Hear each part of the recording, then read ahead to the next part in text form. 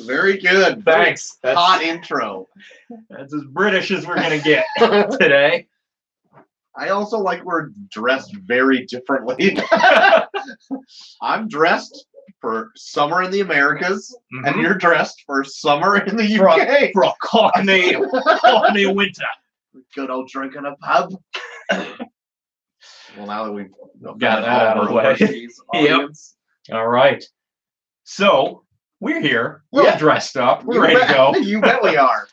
For our third endeavor back into the swamp. This is Imperious Rex. That's right. We're talking Swamp Thing, Spring Fling. Volume 3. Volume 3. Not 6, just 3. Just, how do you get 6 with one hand? I got 2 in there. I did this. What kind of magic you doing over there? Black magic. There we go. This is what we're in. This is what we're in for all night. That's right. Buckle in, AOJ.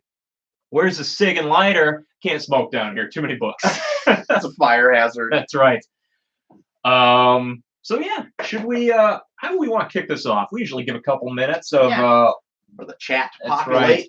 Yep. You see, I'm barefoot as I usually am in case I need to dip my feet in a pot of water, hold a cat, and go into the netherworld. Very good. You know, from the Keanu Constantine. Yeah. You know. I'm aware. All right.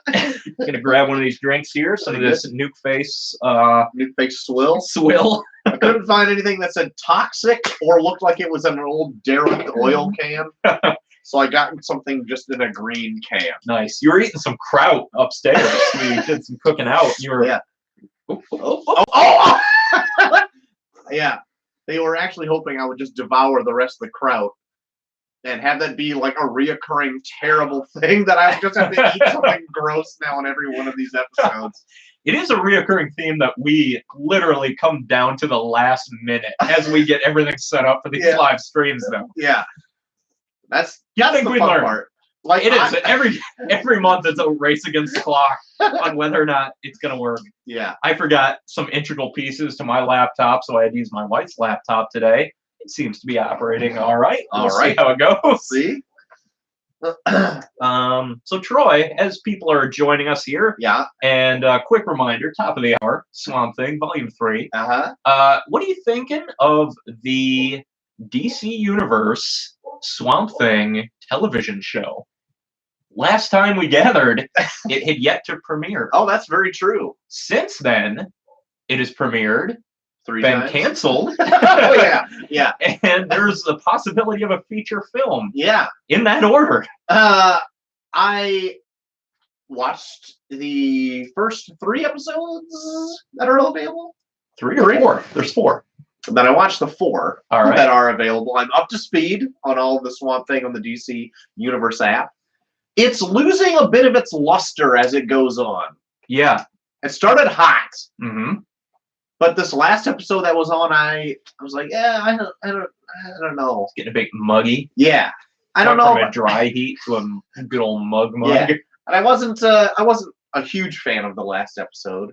I agree. I second that. Yeah. I thought I was a little worried how long it would take to get to Swamp Thing. And by the time we got to him at the end of episode 1, I was kind of thinking like, oh, I could have used a little bit more of a build-up, actually. Yeah, it seemed like to know him a little bit. It seemed like it came very suddenly there. Yeah. And I thought episodes 2 and 3 were pretty good, but by the time we got to 4, it seems like it's not progressing anywhere. It's just kind of like settling into kind of a Monster of the Week procedural. Yeah. And knowing that we only get 10 episodes of this, I'm a little worried that that's going to be the majority of them. I feel like when they've already gotten this far, though, they didn't know that it was going to be 10 episodes. Right. And even some of the episodes of Doom Patrol was kind of like a one-off, like some of the early ones, just to go like, hey, it's a fun little adventure over here. So maybe hopefully they don't do too many more of those. Yeah. The one-offs of Doom Patrol were so, like, centralized that they were just like a blast in the fact that it was just like, oh, here's this weird little thing that you don't need to know anything about the rest of the show to enjoy. Whereas I feel like this is kind of a long game, but it feels like it's kind of treading water. Yeah. And I'm afraid it's getting bogged down to like a weird thing happens and Abby investigates. And when she's all out all out of clues. She asks Swamp Thing for help, and then he solves it immediately. And Yeah. that's like how they're all gonna go. Yeah. Hope that's not the case. I hope not too. I was fully on board at the beginning, but after this last one, I'm kind of hoping that it kind of turns a tide and gets into some deeper material. Same. It's too bad they got cut short because like an odd thing with North Carolina and the film industry that apparently lives there, probably not much longer, knows now knowing that you can get ripped off trying to be filmed in North Carolina. Yeah. Or maybe creative differences. I don't know. Maybe Seems they like- wanted to cancel it. Seems like it's any one of like 5 different problems that might be going on. Heard that, and like AT&T wants a Warner Brothers like App. streaming Or- service, yeah. so this would just get folded into maybe that. I don't know. But I'm thinking, like, if that's the case, that should be good for Swamp Thing, because I would think they would have more money, and then they could do more content. And more eyes on it, Yeah, too. as opposed to just a very niche comic market. Yeah. But that doesn't seem to be the case. Yeah. But who knows? Yeah. We're getting 10 episodes of it, which is more than we ever thought we would get of Swamp Thing in this day and age. So I'm going to enjoy what I have, even if they're not all, like, hitting the marks. Right. We're just going to soak it up. That's right. Spend all the time in the swamp we can. Sam Anderson in the chat. Troy's clothes have the same blue glow as Nuke Face's poison. When you're right, you're right. When your smart ass is right, That's you're right. And maybe I do have some more swamp-based puns, Sam Anderson. You'll have to wait and find out. And no, OJ, these are not swim trunks. They're regular trunks. No swimming required. Yeah. In These fact, are my sitting trunks. that's right. In fact, Troy sat at home and did research for Swamp Thing while I took my kids to swimming lessons. That's right. So they're the opposite of swimming trunks. So I have all of the facts tonight, fellas. That's right. I'm going to move this mic a hair closer. Try not to drop a potato on it. No promises. And shall we begin? We're at top of the hour, All right. 7:08. Yeah, let's get it started. Yep. So these issues come out hot with some of my 2 favorite issues with Nuke Face in them. That's right. Issues 35 to 42 is Yes. what we're going to be chatting about today for Swamp Thing Volume 3. Hopefully everyone's done their reading. Quick shout out to Langley, who I think's laid up. He's in the hospital this week. So if you're watching Langley, get better. Yeah. If Anybody not, still get better. Yeah, anybody on Twitter now, hit up Langley for some good word. That's right. Make sure he's okay. Give him some positive vibes. For He's sure. been a friend of the show, long-time listener, Yeah. long-time commenter, Right. long-time everything. Right. One of the nicer ones out there, fellas. Sam, specifically. OJ, definitely looking at you. Nah, they're all right. Yeah, they're fine. Keep it coming. All right. So let's kick right into it. You got As you said, with one of your favorites. Yeah. Let's dive into those 2-part Nuke Face papers. So I like that Nuke Face is like almost the opposite of a Swamp Thing, where he's like this total degradation and told that like this human kind of Corruption of nature. and decay, and even to the point where when he just lays a simple hand on Swamp Thing, it's just like, oh no, I don't want any of this. Yeah. And just like disintegrates him. And he's not even like his main arch nemesis or anything. He has no ill will towards He's him. just like, hey, Ed, come over here. You want a little bit of this swill? I'll give you a little bit of a drink. And you're like, here you go, Ed. Pats him on the shoulder, and Swamp Thing's like, Not looking too good there, Ed. Here, have some of this. Just keeps making it worse. Yeah. Oh my god. But yeah, that's like my favorite part. Like right at the beginning, where you don't even realize it's Nuke Face quite yet, and he meets that old veteran that's kind of just chill out in the woods for a little bit. Yeah. He's gotten a little bit of a scuffle with, I guess, his landlady, who Oh, may yeah. bang. I'm not sure. I don't know. It's complicated. And then he's just like talking off, and he's like, my name's actually Bob.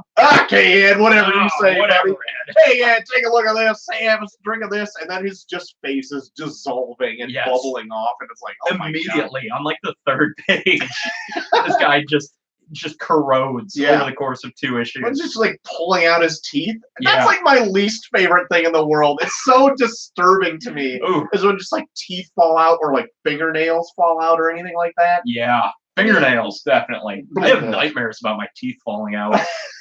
I have nightmares where I run like a cat person. Really? I don't know if they're nightmares is more of heroic dreams, or I run like a cat person. But anyway, Sounds pretty good. I favorited this one thing on Twitter like a week ago where this lady runs like a cat, and it's a bit terrifying.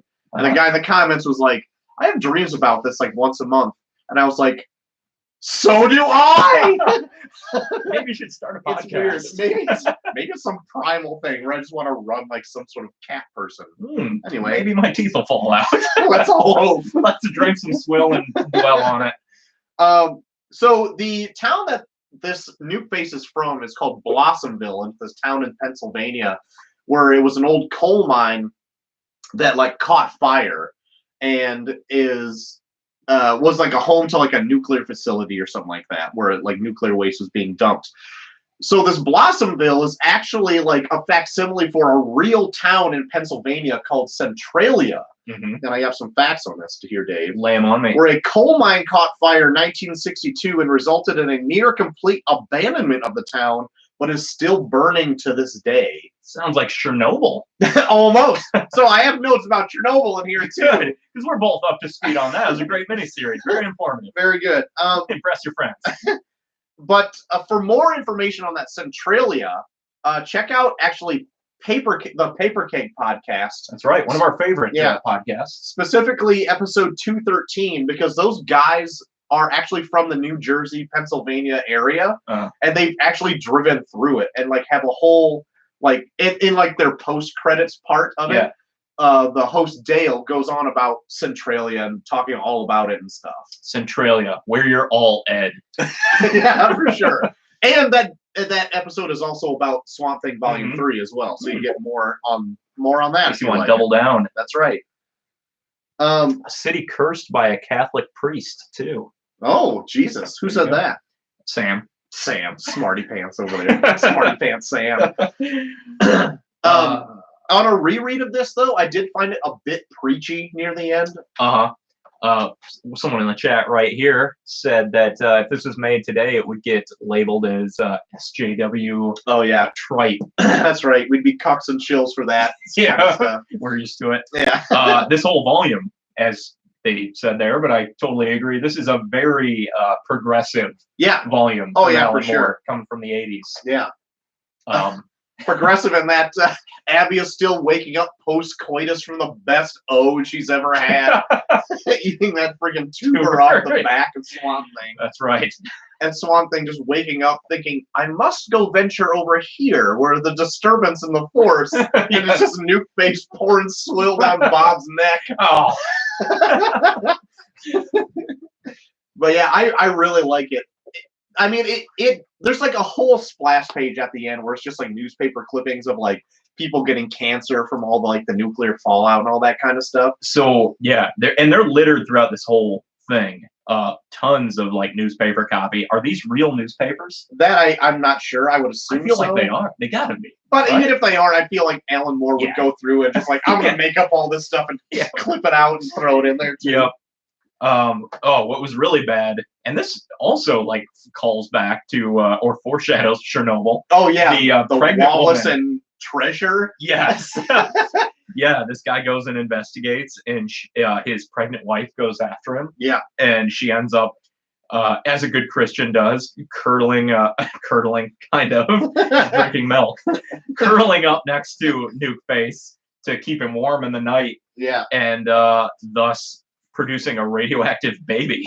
Yeah, where everybody like just vacates the premises around her as she's left there, not knowing her situation that she's inadvertently stumbled into. She's become irradiated, and not in the good spider powers way. No, or like, oh, you're gonna get cancer and die type way. Her baby may have 8 legs. That's about as close as Spider-Man as it's gonna get. Yep. I remember Nuke Face being more horrific looking. So do I, actually, and he's only really missing half a nose. Yeah, like he's fairly tame. I mean, he's got his wits about him as long as he's surrounded by people named Ed. He's in the right. But this was a good issue, or 2 issues. 2 issues. I mean, it's definitely kind of a soapbox piece, but for a good reason. Who out there is gonna condemn Alan Moore for like saying nuclear waste is bad. Right. And when was this written? 88, 89. That had to be right after Chernobyl. Yeah, it was. I'm surprised they didn't make any allusions to Chernobyl, actually. But I really like the second issue of this part, where it's kind of all told out of order. And like you kind of like Swamp Thing's dissolving slowly in the woods. Yeah. And he just hears these like far out voices, and you're like, I don't even know what that's a reference to. And then it comes back later at the end where it's Wallace looking for Treasure, and then Treasure also looking for Wallace, and whatever. And not liking that beer so much, Dave? Fine, I'm just taking a look at all the pine cones or whatever it is on the. They're hops, Dave. They're hops. You make beer with hops, not pine cones. You don't grind them up. Well, you could, I suppose. You could give it a good. I think we need to start a college microbrewery. Pine cone brew. But anyway, I really like that it's kind of just told out of order, and you just fill in the gaps as it goes. I really like those kind of issues. Yeah. And it ends with two pretty big things. Swamp Thing completely dissolves to death by the end of it. Yep. Abby watches him as he just literally decides he's going to try to build a new body and let this one die. Whether he knows if he can do it or not. Yeah. Says, if it works, I'll see you soon. If it doesn't, I love you, Abby. Yeah. And that's it. He's done. And then his jaw plops off and he just melts. Yeah. And then Nuke Face just gets up from a nice nap and walks off into the sunset. Yeah. And he ends by saying, "Heads up, America, here I come." And that's that. That's the last we see of Nuke Face. I'm surprised no fan of Alan Moore, who's taken on the Swamp Thing writing duties, decided to bring him back. Yeah. Or find out where he eventually laid himself to rest. Yeah, right. Because he leaves very much just like going out. Arms open wide, ready to welcome the world. Yep. Yeah. But yeah, these are like my two favorite issues. And when I go back and listen, or when I go back and like recollect about the whole Alan Moore run, these two issues always stick out in my mind. Yeah, yeah. I always thought it was actually longer than 2 issues. I thought it was like almost like half this volume. Yeah, but it's not. I always forget about some of the later stuff that happens in this. Yeah, yeah. These definitely stand out. Actually, this whole volume, well, I don't know if any of them are like my favorite Swamp Thing issues. They are the ones that like stick out to me more than others. Yeah. Like I always remember the Nuke Face, the underwater vampires, and the werewolf one.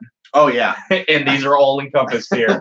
It's a very like Universal Monsters Swamp Thing volume where you have werewolves, you have vampires, you have zombies. A creature from the Black Lagoon type of vampire. And eventually we get to Frankenstein with the Patchwork Man coming in later volumes. But he kind of hits all the greats there. There you go. You need a mummy.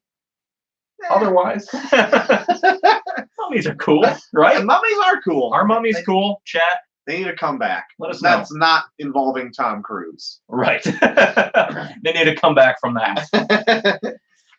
So moving on, we are jumping to 37, which is a monumental issue because it is the first appearance of John Constantine. That's not a good accent. I need some time to prepare. I can't do it on the night.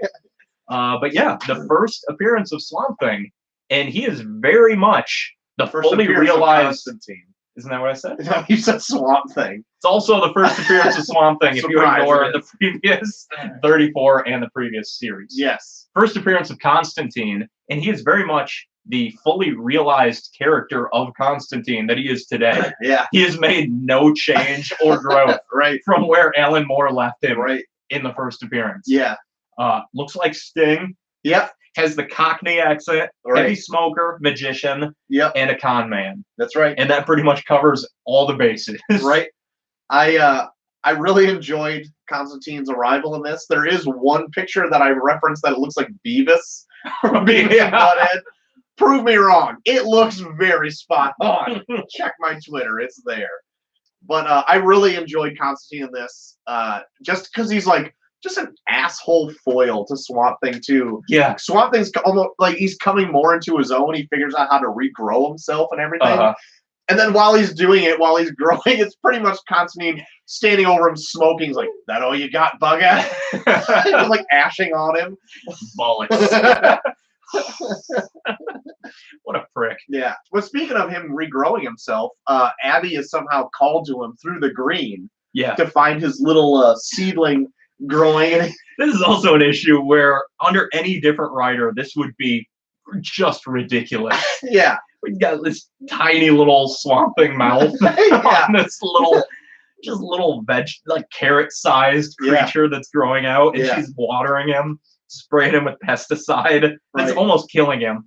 To the point where he's like, should I grow eyes or a mouth first? The eyes so I can see what's going on, or a mouth to tell Abby to stop doing everything she's doing? Yes. She means well.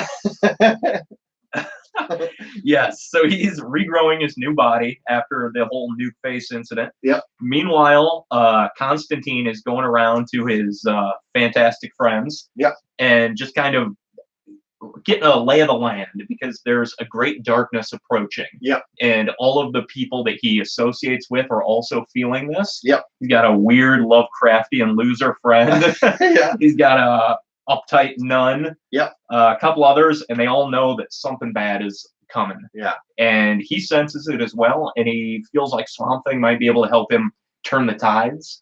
Yep. Yep. A lot of this is just kind of recounting Swamp Thing's journey back to full form, and also getting a glimpse of Constantine going around to these old acquaintances. Yep. And he actually meets an artist who gives us like a depiction of some of these approaching horrors, which is a really creepy monstrosity with a twisted around head and an arm sewn into their back. Yeah. Which is such a weird visual. Yeah. When I was doing research on this creature also appears in Hellblazer later and is actually named. Really? Yeah. I feel like after Swamp Thing, I dug into Hellblazer a little bit. I think I read the first 2 collections of that by Jamie Delano, and I thought it was really good. Yeah. Like, I read Swamp Thing, Sandman, and Hellblazer all around the same time, and they all kind of bleed into each other because they're all like 80s, 90s Vertigo. Yeah. And very wordy, but very good. Yeah. And I got like a taste of all of it, and I was like, yeah, I'm going to come back to those. So I just need to really like laser focus on which one I'm going to come back to. But I really enjoyed Hellblazer. I would love to do Hellblazer sometime. I don't have any of it, and I've never read any of it, but I always am curious, especially when I go back and reread this. And I love Constantine so much. I even like the depiction of him on like all the shows as well. I like the actor playing him. Yeah, and he's not a hard character to nail. No, like, he's someone that you know exactly what he should be. And other than Keanu Reeves, which is great in his own way. Yeah. Like, all of the iterations have been spot on. Yeah, and the guy who plays him now and everything and all the CW stuff went all in, and he's like, I'm only going to do Constantine. Yes. I'm going to voice him in the animated series. I'm going to show up on CBS. If anyone wants a video game, I'll do that. I'll make the video game. Yeah. Is it Matt Ryan? Yeah. Him? Yeah, he's great. Yeah. Yeah. In this issue, too, Swamp Thing also learns that he's the last plant elemental. Told by Constantine after he calls him like a cunt or something. Who knows? Yeah, cunt. And Constantine's friend, Emma, who is the artist in this, ends up jumping out the window at the end of this. But this is not the last time you see her either, because she shows up in Hellblazer issue 1. Okay. So it all is tied together, Dave. It's interesting because Hellblazer issue 1 was adapted in the Constantine TV show as episode 4, I believe, where he tracks down a friend of his and ends up having to trap like this bug god inside his friend, killing him. Right. That's like an ongoing theme, especially in like the first volume of Hellblazer, where all of his friends die as a result of being associated with him. Like, every time he has a problem, he goes to a friend and it involves basically killing them. But no, he's a good character, and I would say you owe it 100% to Alan Moore. I feel like he doesn't get enough credit for coming up with Constantine, because the Constantine he makes is no different than any version of Constantine we've got since then. And then at the end here, while Swamp Thing is all reformed talking to Constantine's kind of like vague towards whatever he wants. And he's like, Meet me in Rosewood outside of Chicago. Chicago. That's not even Chicago, right. Yeah. And Swamp Thing's like, no, I don't know if I'm gonna do that because you're kind of a dick to me and I don't like it. Somehow you know more about me than me and I don't like it. Swamp Thing is very much like the straight man in this like comedy duo where Constantine is just taking jabs at him left and right. But then become like the next issue when it jumps into Still Waters, like a two-part the vampire issue.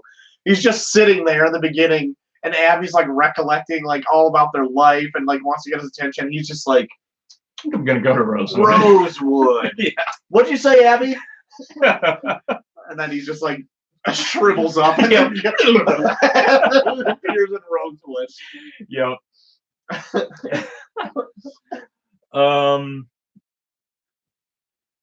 Yeah. Yep. So should we jump into the underwater vampires? We should. So I'm a big fan of Ryan Gosling's band. Yeah. Dead Man's Bones. Yes. And anyone else know about them? Light it up. Dead Man's Bones. Dead Man's Bones. They do a song called Buried in Water. And every time I hear it, I think of this arc. Okay. And it's very much like about a town that was just like washed over. Uh-huh. He could do that. That album that they produced could be like the Swamp Thing soundtrack. Really? It's so good. It's just there's a werewolf song. It's all about like graveyards and zombies. What a guy. So eclectic.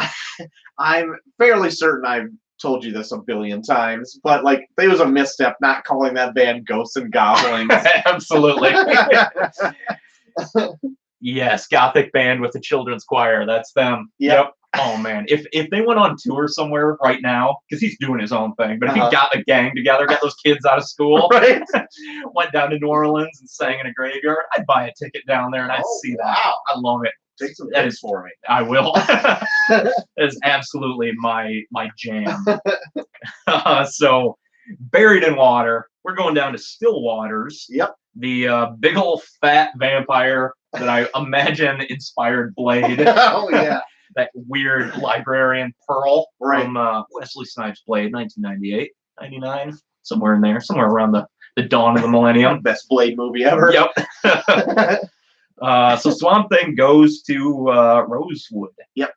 And this is a callback, actually, to the previous run of Swamp Thing before Moore hopped on board, where he actually floods the town full of vampires. Actually, I found that out when I was doing some research on it.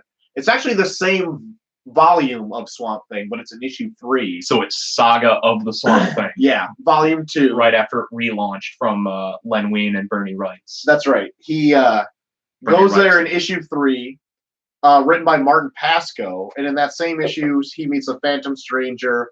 There's like a weird body swap story. Of course. Anyway, they're hunting vampires. Anyway, he gets fed up with it and breaks the dam and floods the town. This is easier. Yeah. I've been reading a ton of the old Len Wein Swamp Thing. Yeah. I read the first 13 issues. It's really good. Yeah, that's what you're saying. Yeah. I kind of want to go back to it. Yeah, I would recommend it. It's definitely of that time, but it's also kind of like a good timeless, like Tales from the Crypt type of thing. Yeah. Where I can see why Alan Moore jumped on from there, because it's like endless possibilities you could do with this character. Yeah, for sure. But yeah, picking up where all that stuff left off, Swamp Thing comes back to this town that he thought he solved their little vampire problem, and realized that he actually made the vampires more capable. Yeah. They never thought of just surviving underwater, but they don't need to breathe. Right. And there's constant darkness, and they've flourished in this underwater paradise. Yeah. I do have an issue with this because they say that they're anaerobic, so they don't need oxygen. But there's plenty of times when don't they like poke their head out of the water? Yeah, for a bit, but I don't think they're out too long. Okay. Because there's a group of kids that go to the old swimming hole. Right. And this part I thought was really well done and really creepy. We're like this Stand By Me group of kids. Yeah. Go down there and they all run out saying like leeches. Right. Everybody check for leeches. Right. And there's this one kid that's just stuck there and they're watching him and they're like, come on, man, get out of there. And they're like, I think I see something under the water. And then you see this underwater view of 4 vampires just swimming around him, like feeding on him. Yeah, sucking off his feet. Like, oh my god. I know, it's sickening. Yeah. Yeah, I do really like the fact that it's like it's like when the dam broke, it made this like big stagnant pool of water. Yep. Because it almost plays off old vampire lore or as well, where in old vampire lore they can't pass running water. Yeah, that is the weirdest of the vampire lore. What about the one where they can't go into a building unless they're invited in? That's also weird. Yeah. They made a whole movie on that. Let the right one in. Well, that validates it, Mike. And a remake. Okay, all right. The running water still irks me. Yeah, but even then, it's this big stagnant pool. So I guess it doesn't have to have like a ton of oxygen in it. There's not a ton of stuff living in it, but these vampire people. Yep. And I think her name is Christine, the big fat pearl vampire, who said in a previous life was just this like zit popping, looking for a boyfriend type person, and then she just be inflated with vampire eggs. Oh, sickening. That is so gross. What's even grosser is that when she lays her eggs, that one poor sap just friggin' busts a nut all over these eggs. And they like make a weird reference to it. Find the totally do. Because it's sickening how it was written. It's not. I guess it's artistic. It's very artistic. It's as artistic as you can make ejaculate. Vampire ejaculate. Where I guess his dick hole opens and engulfs some air and then like vaporizes him. Yes. It's bizarre. Chat, light this conversation up. I feel like you would love it. Who wouldn't? It's here. Keep talking. I'll find it. So that's bizarre, but I do like that it goes on. Can't I find it? Did I get a censored version of this? Hold on. I have a great line that I wrote down. So, but needless to say, when that one vampire nuts all over the eggs, he must get enough oxygen inside his little vampire dick to just combust his nuts. And then he just erupts and turns into a skeleton. He gets boned. Yep. Just like in Hellboy. And then... May I read it for you? Oh, did you find it? Yeah. I'll read it as Constantine. Very good. In a great body bucks and heaves as the burden within released into the cleansing green water. We stand mute in wonder at the grace of her convulsions. Her lover jackknifes in the murk above the eggs. A single whiplash of white in the blackness, and it's complete. They have both opened their bodies to the oxygen, bearing water now. The end will not be long. They've made the final sacrifice. Jackknifed in the murk was the line that really got me. Jackknifed in the murk. There's also a really good line in this too, because Abby ends up going back to work for a little bit of a stint while he's checking out Rosewood, and she's like in disarray because she's missing Swampy. Yep. And there's like some of her coworkers comes up and says, "You're gonna have to face the facts, Abby. Your husband's a vegetable." Yeah. And I'm like, that's a good fucking line. Very harsh, but spot on. And she's like, "What?"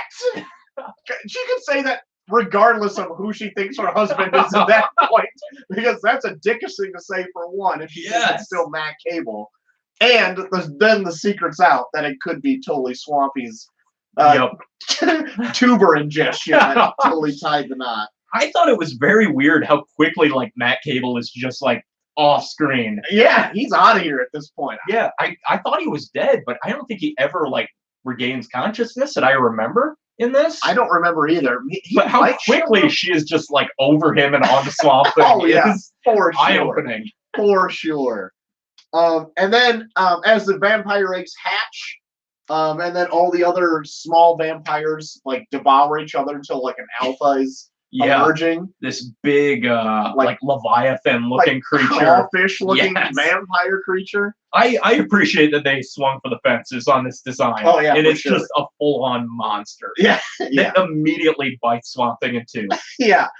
I also like this too because Swamp Thing's like, I can take him. I have no blood. And that thing's like, it like swims into the darkness, and then like in the same camera view or POV, it just comes swimming back and just chops him in half.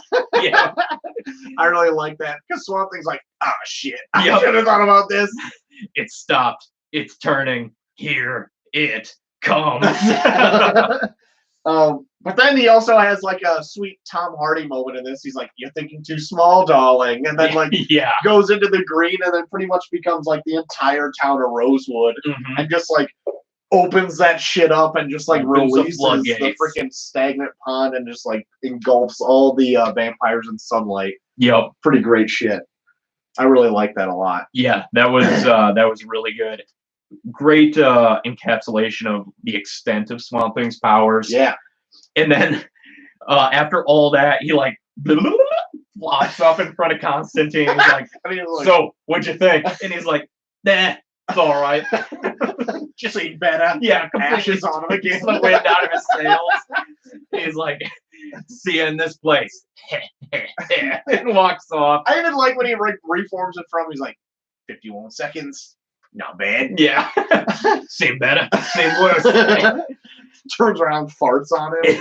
Like that's essentially what he's doing. Yep. Says, go to Kennesaw, Maine. And his Swamp Thing says, Kennesaw, Maine. Constantine, I do not like you. I do not like you, Sam, I am. You don't have to. See you in Kennesaw, then? Perhaps. And he's gone. Yeah. So yeah, that's the underwater vampires. It's good. Now we move Those are on. fun issues. They're just so weird. Like no one's thought of underwater vampires before, and I love it. Yeah. I don't think anyone's thought of it since. When Swampy eventually goes down to the green and comes and like almost inhabits all of like that Rosewood pond area, I really like the fact that like you can see like him as the countryside. Yeah. I always think of that as well when I go back and think of that. The series. His chest, like his rib cage, kind of opens up to release all the damn water in. Yeah. Really good stuff. Yep. So then we move on to the werewolf period issue. Yes. I remember the first time I read this years back, I thought this was like the most heavy-handed issue of the book, but rereading it, I felt like it was spot on. Yeah. No pun intended on the spotting. But I feel like today this is more warranted and relevant than probably when it was written. You know? Yeah, I could see that. I totally forgot about this issue until I went back and reread it. But like I don't remember like barely. I remembered it as it started going. I'm like, oh, I remember a fight in a supermarket. But then they made references to like old Native American stories where they're like in these lunar huts or whatever. And I'm like, I don't remember any of that stuff, but I assume they took it out of like actual history and kind of stuff. I hope like not, but I would assume so. Yeah. I have no idea, but like it seems like an odd thing to make up about the Native American people. Yeah, the Penamaquet women were taken each month to their grandmothers. By their grandmothers and confined to the Red Lodge. Yeah. The lodge stood upon stilts, that its dark and sullen female power should not taint the earth. Yeah. Yeah. Some weird shit. It was. They fed them by like a rag on a stick because they didn't want to touch them. Yeah, they burned their clothes when they were out of there. They weren't allowed to sit because it would soil the grounds. They just crouched for a week. That's messed up. Alan Moore, what the fuck, man? Yeah. Yeah. This one, I felt like there's a ton of repetition, almost a Frank Miller amount of repetition in this. Yeah. Their anger and darkness, turning, unreleased, unspoken. Its mouth, a red wound. Its eyes, hungry for the moon. That is listed so many times in this. Yeah. But by the end of it, I'm like chanting that along with them. I'm like, yeah, go fucking tear it up. You deserve it. Like, oh my. This did turn into like a fun one for me though. Rereading it this time, I'm like, those two natural occurring things, like phases of the moon, all that stuff. I'm like, why hasn't that been done more? I know it's been done since this. Yeah. I think there's a horror movie, Ginger Snaps, which is a werewolf, like a very feminist horror movie, which I imagine probably touches on that. I've never seen it, strangely enough, but Okay. yeah, I know there's definitely been some kind of like media around women's cycles and the cycles of the moon, and also like the cycles of the tide. I think have some correspondence with that. Sure. But yeah, I mean, the way he writes it, it seems like a no-brainer. Where you're like, yeah, yeah, like why wouldn't those women are werewolves? That's a great idea. Yes. I really liked it after this read. And the fact that like this poor housewife is just domesticated and basically waiting on her awful husband hand and foot to the point where like she just wants a release, and then has this great werewolf imagery of it like coming out of her mouth. Yeah. Which I think the foreword says this happened right around the time of another werewolf movie. Shit, I can't remember what it is called. Something of the Wolf. If anyone's listening to this, if we yell into the void, what is the werewolf movie that on the cover has a wolf coming out of someone's mouth? Because it happened right around the time this issue came out, and they were both like independent thoughts that happened to come out at the same time. But yeah, great werewolf transformation, great analogy between this poor woman who's just been beaten down and basically like turned into a pet to her husband, and this wild feral creature erupting and just like wreaking havoc. Yeah. The dinner scene, like kind of right as she's introduced, where there's like family, like a family friend or whatever there, just the conversation between the two guys and the women just there like dead to the world because the men are just like grab assing and fucking like, oh yeah, I'm trying to lose weight. So is she after she can't have any cookies after having the last kid or whatever. It's like, Jesus Christ. Company of Wolves was the movie. Okay. Just, very good. Just in case. Save you guys the trouble. No extra credit. But yeah, this, and then it ends with the creature basically realizing like it doesn't want to go back to this kind of enslaved life and asks Swamp Thing to kill it. And Swamp Thing does not want to do that. So it jumps on a very precariously displayed collection of kitchen knives. Yeah. Silver knives, impaling itself, and asks, as it transforms back into the woman, asks Swamp Thing to lay her in the moonlight as she dies, which he does. And yeah, just a good one-off, you know? Yeah. Just a great example of Swamp Thing being able to just kind of do whatever. Yeah. Touch on all like the good monsters and mythology, and for sure, like that's the werewolf tale. Yeah. And it was a really good, creative, unique werewolf story that no one really has ever done before. Where like, yeah, I'm gonna make it the analog to female menstruation. Right. Like, okay. Okay, Alan, I don't know where you're going with this. Yeah. Yeah, it ended up being really good. I think after this reading, I'll probably remember the story a little more fondly, but I don't know why. Just that one never sticks with me. Maybe because it's just a one-off. Yeah. That I kind of forget about it. Uh-huh. But even like the next one that comes up is like a two-parter. And like this one I always forget about too. This one doesn't do a whole lot for me either. No. So we moving on to the last chunk of this? Yeah, sure, why not? All right. Yeah, let's approach the finish line here. So now we're on issues 41 and 42. It does have one of my favorite covers though. Oh, It's the Swamp Thing little voodoo doll. Yeah. I really like that one. Someone should make that on Etsy. Yeah, it kind of like just a Grinch. I was gonna say a Grinch or a weird Trolls doll. So yeah, this one is Alan Moore kind of taking on racism and slavery. Yeah, which is big. It's a lot to cover in a comic about a vegetable man. Yeah, for sure. I don't know if it hits all the marks or if I'm the right person to justify whether or not it does. Yeah. I thought it was good and entertaining, but it's definitely a lot to take in. It's interesting. Lot to handle. I thought going into this again that it had more of a voodoo slant to it, especially with the cover on it. And it does, but like it doesn't have like the cool like cinematic type voodoo that I wanted. Right. It's got like just old black magic witchcraft that kind of just lingers at this residence. Yeah. And I'm like, oh, it's just a haunted house kind of story. Yeah, it's very much a haunted house. The ghosts of the past kind of just still kind of haunt this place. Mm-hmm. Not that I don't like that either. I don't know. I guess I was just hoping for something else, and I obviously I completely forgot it, so I could have been surprised again. They don't ever go into like full blown voodoo in No. Alan Moore's Swamp Thing run, Maybe which he's is not kind a of fan. strange. Maybe he doesn't believe in it.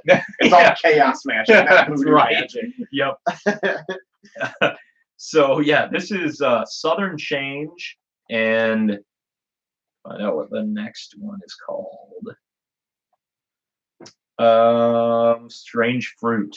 Yeah. Make up this two-part series where there is a Hollywood movie being filmed Yeah. in Louisiana, near Swamp Thing Swamp. Right. And they're telling like this life story of a slave who kind of fell in love with his owner's mistress or owner's wife. Yeah. And is killed or punished. Right. So they've got like these big Hollywood actors doing it, and they all just kind of go into this like weird trip. Yeah. Basically around the grounds. Right. I feel like maybe they could have like emphasized more into the drug culture. Oh, for sure. Because the lead, that black actor, is on coke through the whole thing. Yeah. But they don't ever really like make any real connections between what's happening and like his drug habit, which maybe that would have been more interesting. Maybe. I think that might muddy the water a little bit between like what is like kind of going into this witchcraft ghost story into like what maybe is hallucinated. Yeah.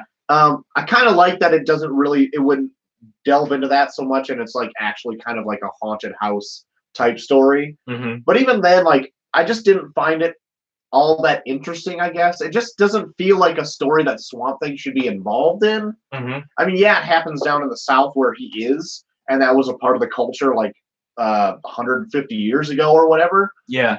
But then I'm like, it just seems like out of place. It felt overly long because I don't think it needed to be 2 issues. Yeah. Not bad, but I would say one of the points, not even one of the weaker points, just one that I was very like oblivious to. Like, there's nothing wrong with it. Yeah. It just wasn't my thing. Right. I liked Alan Moore's depiction of the dead and how they like came back to life. I do and like how that. they, they're sitting there in their bones in their coffin, like ready to like wake up and come back to the earth. Yeah. Thought that was interesting. There were a few moments in this I did like where the woman that Abby knows from the the child care facility where she's at is like an extra in this movie, but she's like almost entranced in making sure they have the salt perimeter around. Yeah, all the people, all the townsfolk like fell into character of what the real life interpretation of the movie was. Yeah, basically, like they all became kind of parts in the dramatization. Right. But I love the fact that like her father rises from the grave and she sees him and she's like ashamed that he sees her as like an old woman. Yeah. And is like saying, I'm like, that's a really good scene. I really like that. Yeah, and it was only like 5 panels. Yeah. But it was really interesting. I could have taken more of that, even though I felt like I didn't need to have any of this story. But I thought that was a powerful scene. And funny enough, when he shows up at the end, I love that he ends up being the ticket counter at this movie theater. I'm like, I love that. Yeah. I don't know why. Yeah, his boss is telling him, like, a lot of people don't like it. You're in a cramped place by yourself for long hours. And he's like, sounds great. Just got out of a coffin. Yeah, I could use a new box. Yeah. Sounds good. Yeah, I thought there was a weird, lighthearted end for this, actually. Where, like, you'd expect everything to just go back to normal after this. But, like, nope, all the dead people are still out there. And they're just going to go take on jobs. Right. But yeah, this is just another thing that Constantine sends Swamp Thing to, which I like this because after Swamp Thing does the werewolf mission, he's like, I'm done taking orders from you. I'm going back to Louisiana. You're not telling me what to do anymore. Yeah. And then Swamp Thing's like, all right, well, I just wanted you to go here. And he gives him a piece of paper. Swamp Thing like goes back to Louisiana. He opens the paper and it's Louisiana. He's like, God damn it. Right where Swamp Thing wanted, or right where Constantine wanted to go. Pile of shit, Constantine telling me what to do. Yep. And this essentially ends with Swamp Thing catching fire and then running into the haunted house to basically just burn all the essence of the evil spirits away. Yeah. And that's it. That's And then everyone's pretty kind much of snapped out of their spell. Yeah. The lead actor, slave owner, dies in the blaze. Yeah. And his wife and the slave just kind of end up like in each other's arms. Right. And that's kind of where we go. Yeah. You don't know if they're wrecked or if they snap out of it or what. Right. Well, yeah, it's kind of left ambiguous because Abby knows that it's a fake knife, that it was used to, like, I guess, like, fillet the guy downstairs. Yeah. But then afterwards, like, they're lying there, and then all of a sudden it flashes to the next panel, and he's got, like, no skin on his upper body. Yeah. So he's like, is he snapped out of it, or is he going to live in this in turmoil for his life? You don't know. Langley's on. Langley! What's up, my bud? Hope you're feeling better. But yeah, overall, not one of my favorite story arcs of Swamp Thing. Right. But as the volume itself, I think it's a fun departure from like any huge story arc. Yeah. Plot lines. Yeah, like it's just a bunch of little one-off monster adventures. And it's like a big learning book for Swampy as well. Yeah. He's like learns that he's thinking too small, and he's trying to fight like a man, where he's like essentially this elemental god, and he can do anything really. Yeah. And Constantine's like, open your fucking eyes, idiot. Yeah. You wonder how many of these Swamp Things has Constantine come across in his time, where he's an old hand at this. For sure. He could be Swamp Thing. He could. If it turned out at the right time, right place, I could be a Swamp Thing. One of those cigarettes goes wrong in the swamp. Yeah. Yeah. But I really enjoyed this trade. And going forward, I don't really know. I know a few things of what's to come, but I can't even remember what's in Volume 4. Yeah, I cannot put my finger on anything that happens in 4. Yeah. I know what happens in 5 and 6, but I cannot think of what goes on in 4 at all. Sweet. So I'm excited. Same. And like I've been reading the forewords in all of these, and they're long. They're like 4 pages. They're overly long. But it just gets me in that mindset where I'm like, all right, like I'm ready. You know, it encapsulates everything that we're gonna read. And it just kind of primes me for it. I'm like, oh, I'm itching to see what this volume of Swamp Thing holds. For you sure. know, just a fun little adventure here back into the swamp. Is the next issue where he meets like Justice League stuff, and it like kind of happens the same time as like Crisis? Oh yes, it is. That's what a lot of 4 is. Yeah. The Crisis on Infinite Earths tie-in, which is like one long issue. Yeah. And I think that's what everything that Swamp Thing has been leading up to culminates in. There's a few hints to it, and I think one of the vampire issues, maybe the werewolf issue, where they talk about a red sky that's been going on and been freaking everybody out. That's like a little hint towards Crisis on Infinite Earths, which is kind of fun. Yeah, if I remember right, 4 might be really good, actually. This is the one where he meets Batman, right? And fights Batman? I think that's 5. Well, spoilers. I'll be surprised. That's what sparks him to go into the cosmos. Oh, that's true. 6. That's true. Anyone out there in the chat, what happens in 4? Don't spoil it for me. I'll get there. But yeah, that's what we've got to look forward to. So same time, same place next month. That's right. Volume 4. That's right. Any final thoughts, Troy? Take a look at the chat here. I don't have any that I haven't already re-emphasized, but yeah, I dug this. I'm digging this reread of Swampy for sure. Yeah, Parliament of Trees in Volume 4. Okay. I think it is. Yeah. Okay. I think we get more on them. I don't think they've been fully introduced yet, but they've been hinted at. Yeah. Well, you wouldn't even know if you were going into it fresh. Yeah. But if you know that they exist, you're kind of on the lookout for them. Yeah. After reading this and going back and reading like the original Swamp Thing stuff, and the fact that the DC app has like all the Swamp Thing on it, I'm pretty much in the point where I'm like, I think I'm just gonna read all of Swamp Thing. I don't think there's that much, you know, like there's the Wrightson and Len Wein stuff. Yeah. And then there's a couple in between that goes to Alan Moore. And then there's another author that takes it for, 50 issues maybe. And then I think Mark Millar writes it for quite a while. And then Brian K. Vaughan does that like Daughter of Swamp Thing. Yeah. And I feel like it doesn't go on much past that before it's relaunched in New 52 with Scott Right. Snyder. Right. So it's like, that's not a ton. No. You know, is for a character is long running as Swamp Thing. I feel like I could knock all that out. All right. Game's on. Yeah. So I might just kind of do that in the background while I'm doing Alan Moore. And if there's anything notable, I'll mention it. If anyone's read any of this stuff, sound off. I've read the Scott Snyder run of Swamp Thing, and I liked it quite a bit. Yeah. I've only dove into a little bit of that, but what I got, I really liked. I've always wanted to go back and revisit all of it. I just never had the chance yet. But anyway, chat, what do you think of Volume 3? Let us know. Be very interested in hearing all that stuff. That's right. But other than that, yeah. Is anyone up to speed on the Swamp Thing show? Yeah. Watch it before it's canceled completely. Yep. Yeah. Real quick, what's everyone thinking of the show so far? I could do with more Swamp Thing in it. Yeah, same. It's a guy in a suit. You're not spending money on CGI, so you're not paying by the second. Show him a little bit more. He looks great. Yeah, I know. I feel like they're kind of afraid to put too much of him in it, but I could use more. Same. And I feel like that's the biggest difference between the show and Alan Moore's run, really any Swamp Thing run, where all the comics, they center around Swamp Thing.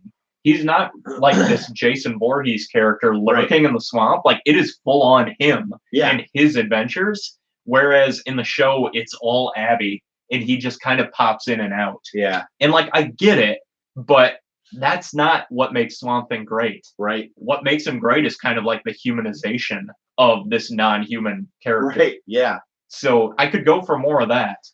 And knowing that they took inspiration from the anatomy lesson storyline, I'm waiting for that to happen. Same. But I feel like it might just be they realize he's not human at all, and that's that. Ugh. But I don't know. I want a little more swampy in it. Same. But it's a good show. It's a good show. How do you guys feel about Swamp Thing looking like Alan Moore in Justice League Dark? Oh, I like that, actually. I kind of love it a lot. Yeah. He's got a beard of tree roots and everything. Yeah. I thought that was a good little nod to someone that doesn't want any nods from that company. They'll never know. A nod or a prod. Yep. Yeah, I'm kind of surprised no one's publishing a Swamp Thing book right now, because it seems like he's a very relevant, especially in the social political climate that we're in today. Swamp Thing could be a good noteworthy character to make a little bit of a commentary with. Right. Other than Tom King just doing that kind of one-off winter special, which was really good. Yeah. I could use more of that. Yeah. Even if you're just doing these little one-off type things, that's what Swamp Thing's great for. Just, if you have a weird monster story to tell, dump it in Swamp Thing. Yeah. Sam Anderson in the chat saying he thinks the show's okay, but it's a little too villain of the week, freak of the week for him and I completely agree. Mm-hmm. I was telling you a couple days ago that I kind of want to veer away from this green flu thing. I was like, do something else. Yep. Because you're already almost halfway through what you have. Yeah. Having said that, I really like Woodrue in it. So do I. I think he's the best character actor in the show. Yeah. I just want more weirdness of him. So do I. And I really want him to go into full Floronic Man, but I feel like we're not going to get that. I know. But no, I liked the I think the third episode where he fights that bug man. Yeah. And when I watched it, I was like, oh, that was really good. And he's finally got a villain to fight and all that.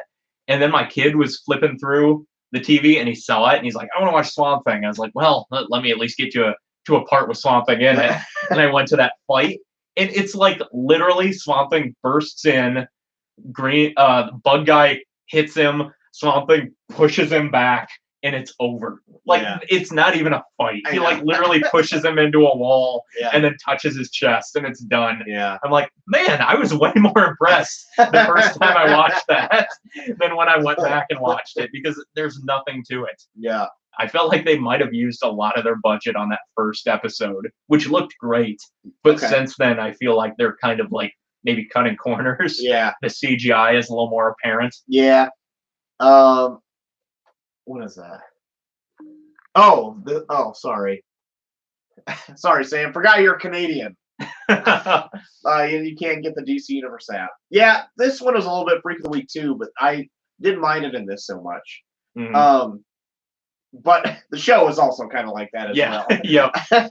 I feel like the show is encapsulating more of the early Len Wein, Bernie Wrightson stuff, where it's just like Swamp Thing meeting another person on his little journey. Yeah.